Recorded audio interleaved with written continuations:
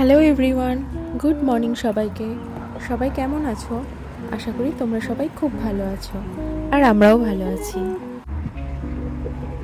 আজ বুধবার। আজ আমরা দুজন সকাল সকাল বেরিয়ে পড়েছি আমাদের ট্রিপের উদ্দেশ্যে।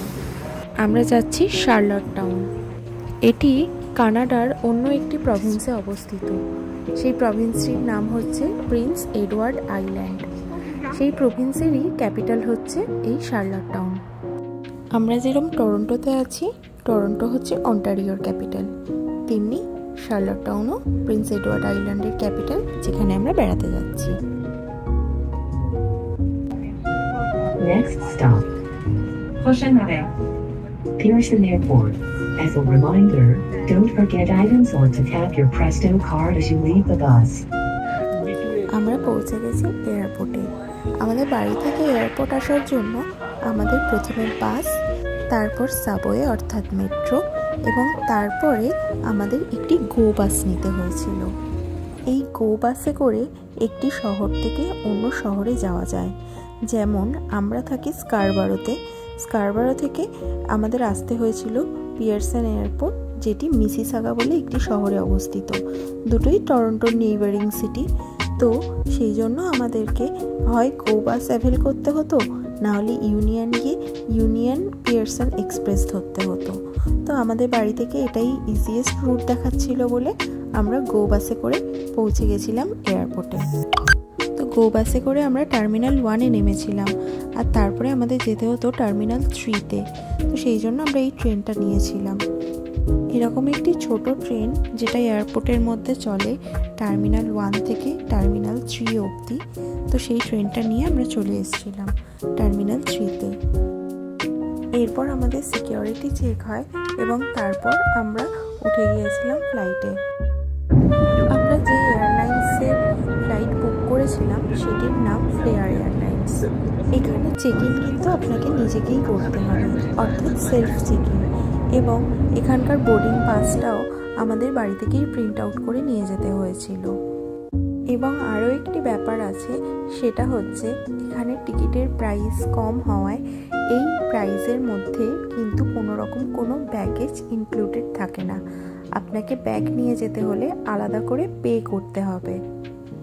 শুধুমাত্র ওরা পার্সোনাল আইটেম অ্যালাউ করে, মানে কোনো ছোট ব্যাগ বা কোনো স্লিং ব্যাগ এরকমই।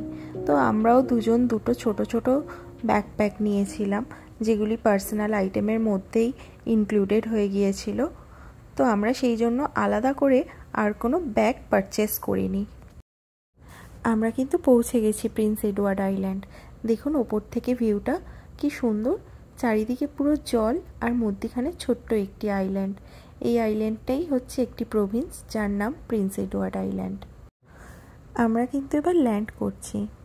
চারপাশটা দেখুন কি সুন্দর সবুজে মোড়া, পুরো ছবির মতো, তাই না? ছোটবেলায় হয়তো এগুলোই আমরা ড্রয়িং খাতায় ড্রয়িং করতাম। ওপর থেকে এই সবুজ ভিউটা দেখে আমার চোখটা পুরো জুড়িয়ে গিয়েছিল। সত্যিই খুব আইসুদিং ভিউ এটা একটা। অনেক দিন পর এরকম সবুজ চারপাশে এত সুন্দর একটা ভিউ চোখে পড়ল। তো আমরা ল্যান্ড করে গেছি শার্লট টাউনে। এবার আমাদের হোটেলে যাওয়ার পালা।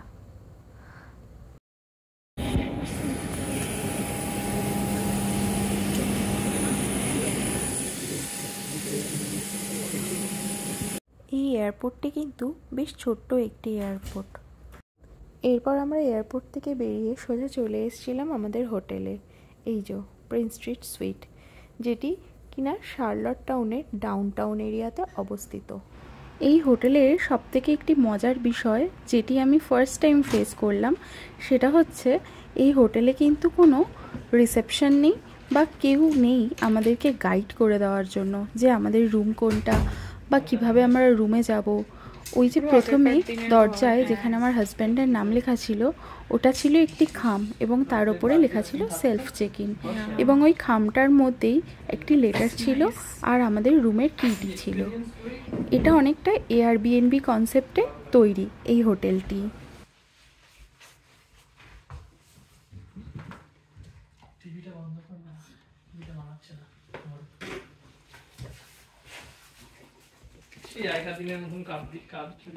ফ্যানটা দেখো।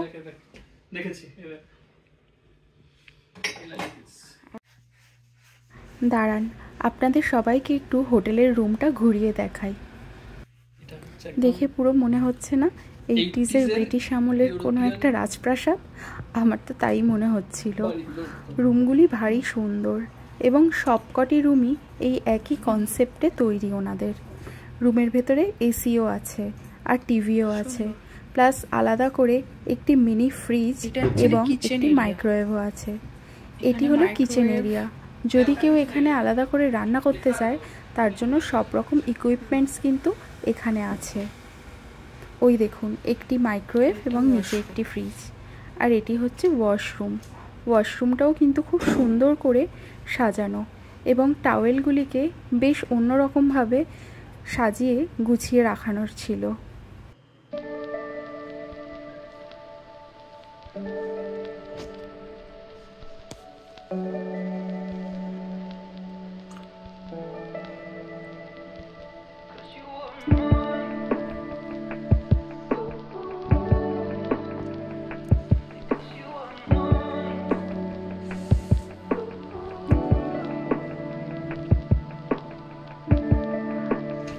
এটা ছিল আমাদের হোটেলের একটি ছোট্ট রুম ট্যুর।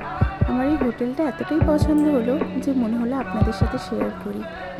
আর আমাদের রুমের প্যাকেজের সাথে কিন্তু আমাদের ব্রেকফাস্টটাও ইনক্লুডেড ছিল হোটেল থেকে। তো আজকের ভিডিওটা আমি এখানেই শেষ করছি। এরপর খুব শিগগিরই দেখা হবে আবার অন্য একটি ব্লগ নিয়ে। ব্লগটি কেমন লাগলো অবশ্যই আমাকে জানাবেন, আর ভালো লাগলে একটি লাইক করে দেবেন। সবাইকে গুড নাইট, আর সবাই খুব ভালো থাকবেন। আর যারা এখনও আমার চ্যানেলটি সাবস্ক্রাইব করেননি প্লিজ সাবস্ক্রাইব করে দেবেন। Thank you.